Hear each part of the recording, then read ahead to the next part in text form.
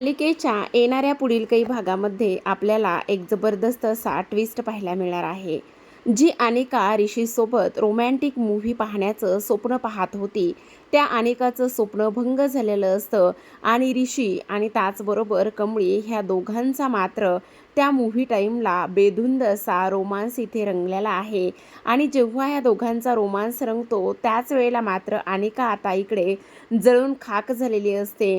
तिला अक्षरशः त्या मूव्हीमध्ये थांबू की नको असंच इथे होत असतं. ह्या सर्व गोष्टी आपल्याला या आजच्या ट्विस्टमध्ये पाहायच्या, जाणून घ्यायच्या, त्यामुळे हा व्हिडिओ शेवटपर्यंत नक्कीच पहा. तर आता प्रेक्षकांनो, आत्तापर्यंत आपण मालिकेमध्ये पाहतोय की इकडे कामिनी घरी आलेली असते. जेव्हा कामिनी घरी येते सगळं काही व्यवस्थित होतं आणि त्यानंतर मात्र अनिका ऋषीसोबत नीट वागत असते. ऋषीसोबतच नाही तर घरातील इतर सर्व लोकांची तिनं मनं जिंकलेली असतात. सर्व लोकांची मनं जिंकल्यानंतर आता अनिका म्हणत असते, खरं तर मला एक गोष्ट सांगायची आहे आणि ती म्हणजेच की ऋषी प्लीज नाही म्हणू नकोस ना, आपण मूव्ही पाहायला जाऊया का सगळेजण, म्हणजे फक्त तू आणि मीच नाही, आता निंगी आणि कमळीसुद्धा माझी बेस्ट फ्रेंड झालेल्या आहेत, मग त्या दोघींनासुद्धा आपण सोबत घेऊन जायचं का? जर त्या दोघींनासुद्धा आपण सोबत घेऊन गेलो तर खूप आनंद होईल, सगळ्या गोष्टी मला इकडे एन्जॉय करता येतील. कसं आहे ना, आता गुढीपाडवा येतोय, नवीन नात्याची सुरुवात, नवीन मराठी वर्ष आहे आणि त्यामुळे माझी अशी इच्छा आहे की काही झालं तरी आपण मूव्ही पाहायला जाऊया. त्याच वेळेला ऋषी म्हणत असतो, बरं ठीक आहे, तुम्ही काळजी करू नका, आपण उद्याचं लेक्चर झालं ना तर मग जाऊया. त्याच वेळेला अनिकाला आनंद झालेला असतो. आता ऋषी निघून गेल्यानंतर अनिका म्हणत असते, आता ह्या कमळीची मी कशी जिरवते तेच बघायचं आहे. कमळीला त्या थिएटरमधून मी गायब करेन आणि ऋषीबरोबर मीच इथे मूव्ही पाहेल, ऋषीसोबत मला इथे टाईम स्पेंड करता येईल असा तिचा प्लॅन असतो. पण प्रेक्षकांनो, होतं मात्र उलटंच, तसं काही होत नाही आणि शेवटी तो ऋषी आहे. ऋषीचं अगोदरच पासून आपल्याला माहिती सर्वांना की त्याचं तिच्यावर किती प्रेम आहे, तो तिच्या प्रेमात पडलाय, ही गोष्ट मात्र ह्या अनिकाला कोण समजावून सांगणार. हिने तर मनाशी गठ्ठ केलेलं असतं की आता काही झालं तरी ऋषी माझा आहे आणि मी त्याच्यासोबत राहणार, मी त्याच्यासोबत मूव्ही एन्जॉय करणार. ह्या निंगीची आणि कमळीची इथे मी कशी वाट लावते हे मी दाखवून देणार आहे, असं अनिका बोलत असते. त्याच वेळेला दुसऱ्या बाजूला निंगी आणि कमळी ह्या दोघी जणी बोलत असतात. आता कमळी म्हणत असते, निंगे खरं सांगू का, मला तर इकडे कसं तरी वाटतंय, म्हणजे सरांसोबत पिक्चर वगैरे पाहायला जाणं हे मला काही पटत नाही बघ. त्यावेळेस निंगे म्हणत असते, काय गे कमळे, गप्प बस ग, असं काय करते, जाऊया ना आपण.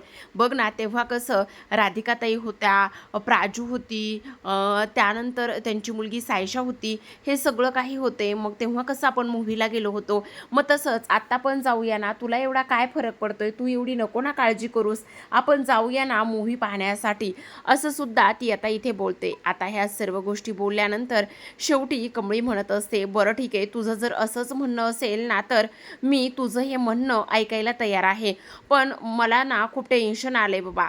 तेव्हा ती म्हणते, टेन्शन वगैरे काही घेऊ नको, सगळं काही ठीक होईल, आपण मस्त धमाल करूया, एन्जॉय करूया, असं सुद्धा ती आता इथे बोलते. आता हे दुसऱ्या दिवशी कॉलेजला जातात. आता कॉलेजला गेल्यानंतर ऋषी म्हणत असतो, कमळी शेवटचं लेक्चर संपल्यानंतर आपल्याला मूव्हीला जायचंय, तुझ्या लक्षात आहे ना? त्याच वेळेला अनिका तिथे येते आणि अनिका म्हणत असते, हो ऋषी, तिच्या चांगलीच गोष्ट लक्षात आहे, ती नाही कसं म्हणणार आहे, नाही ती म्हणूच शकत नाही, आपल्या सगळ्यांनाच मस्त एन्जॉय करायचं आहे. त्याच वेळेला आता ऋषी म्हणत असतो, हो चालेल ना, आपण मस्त एन्जॉय करूया आणि त्याचबरोबर सगळ्यात महत्त्वाची गोष्ट म्हणजे कमळी, आता तुझ्या आवडीची मूव्ही आपण पाहूयात. त्याच वेळेला अनिका म्हणत असते, एक मिनिट ऋष, तिच्या आवडीची का, आपण आपल्या पण आवडीची मूव्ही पाहूयात ना, म्हणजे तिला पण आवडेल आणि आपल्याला पण ती आवडेल ना, अशीच आपण एखादी मूव्ही पाहूया ना.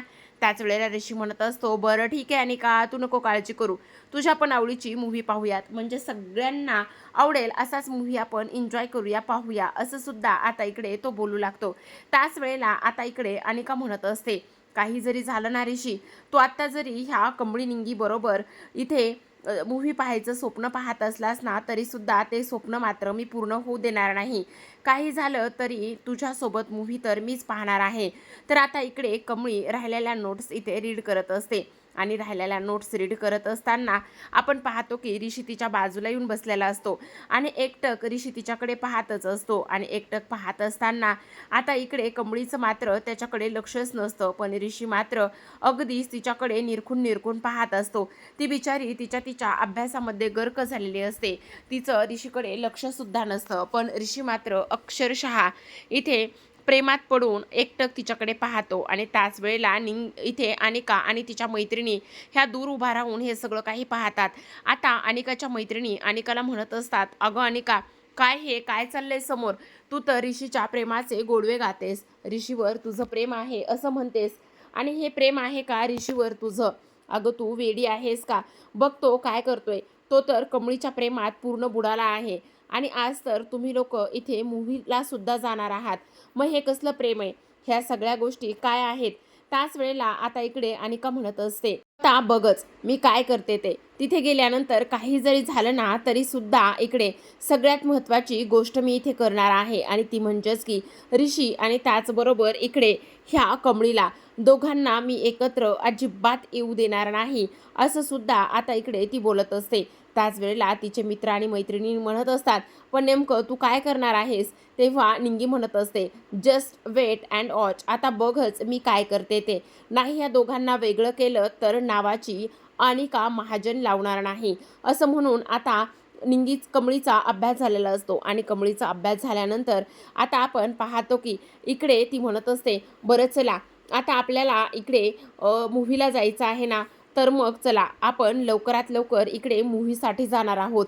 त्याच वेळेला आपण पाहतो की इकडे आता लगेचच कमळी आणि त्याचबरोबर निंगी ह्या दोघी जणी छान अशा तयार होऊन आलेल्या असतात आणि दोघी जणी छान अशा तयार होऊन आल्यानंतर इकडे मात्र लगेचच आपण पाहतो की आता अनिका फार खुश झालेली असते. आता तिला गाडीमध्ये सुद्धा ऋषीच्या बाजूला बसायचं असतं, पण त्याच वेळेला ऋषी म्हणत असतो, नाही तू मागे बस, माझ्या बाजूला कोणीच बसणार नाही, कारण त्याला इकडे कमळीला सुद्धा सोबत बसू द्यायचं नसतं, कारण उगाचच अनिका काहीतरी गैरसमज करून घेईल आणि त्यानंतर वेगळ्याच गोष्टी होतील, त्यामुळे तो हे सगळं काही बोलतो. आता थिएटरमध्ये मूव्ही सुरू झालेली असते, रोमॅन्टिक मूव्ही इथे निवडलेली असते आणि सगळेजण इथे मूव्ही एन्जॉय करत असतात. आता मूव्ही एन्जॉय करत असताना जो काही ऋषी आहे तो ऋषी मूव्ही पाहता पाहताच कमळीला इथे पॉपकॉर्न भरवत असतो. रोमॅन्टिक सीन सुरू असतो आणि कधी त्याचं लक्ष इथे कमळीकडे जातं ते त्यालाच कळत नाही, पण बाजूला बसलेली अनिका मात्र इकडे रागानेच बघत असते. तिला फार राग येत असतो. ती म्हणत असते, मी एक ठरवलं आहे आणि दुसरीच गोष्ट इथे होत आहे. ह्या सगळ्या गोष्टी माझ्या विरोधात का आणि कशामुळे होत आहेत हे सगळं मला अजिबात मान्य नाहीये. ह्या कमळीमुळे माझा सगळा प्लॅन फ्लॉप झाला. मला ऋषीसोबत बसून मूव्ही एन्जॉय करायची होती, पण तसं अजिबातच झालं नाही, असं सुद्धा आता इकडे ती बोलत असते. हे सगळं काही बोलत असताना आता आपण पाहतो की इकडे अनिकाला राग आलेला असतो, त्यामुळे अनिका रागातच तिथून बाहेर पडते. पण हे ऋषी आणि त्याचबरोबर इकडे कमळी ह्या दोघांना सुद्धा समजत नाही. इकडे मात्र त्यांचा सुंदर असा रोमॅन्टिक सीन ते तिथे एन्जॉय करत असतात. तर अशा पद्धतीने इकडे आता ही जी काही मूव्ही डेट आहे ती मूव्ही डेट खूपच छान पद्धतीने एन्जॉय झालेली असते, पार पडलेली असते.